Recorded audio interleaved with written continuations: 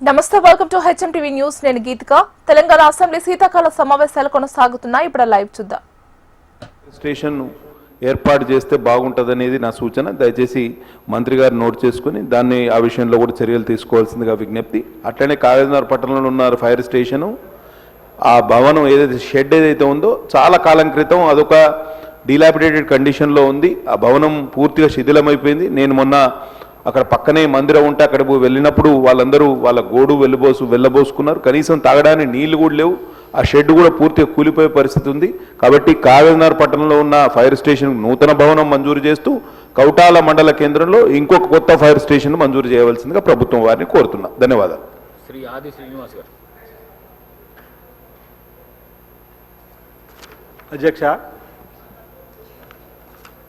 నూతన అగ్నిమాపక కేంద్రాల ఏర్పాటుకు సంబంధించిన ప్రశ్నపైన నాకు మాట్లాడే అవకాశం ఇచ్చినందుకు మీకు ధన్యవాదాలు తెలియజేస్తున్నాను అధ్యక్ష. నా నియోజకవర్గం వేములవాడ 2 జిల్లాల పరిధిలో ఉంది అధ్యక్ష.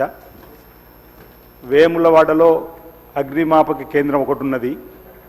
తర్వాత రుద్రంగి 25 కిలోమీటర్ల పరిధిలో ఉన్నటువంటి అక్కడ ఒక నూతన అగ్నిమాపక కేంద్రం ఏర్పాటు చేసినట్టయితే రుద్రంగి మరో 25 కిలోమీటర్లు కొర్ట్లాలో ఉంది. అంటే మధ్యలో 50 కిలోమీటర్ల పరిధిలో మధ్యలో రుద్రంగి మండల కేంద్రం 25 కిలోమీటర్ల మధ్యలో ఉంది. కాబట్టి అక్కడ ఒకవేళ నూతన అగ్నిమాపక కేంద్రం వచ్చినట్టయితే మనం ప్రమాదాలు జరగవద్దు, అగ్ని ప్రమాదాలు జరగవద్దని ఆ భగవంతుని కోరుకుందాం.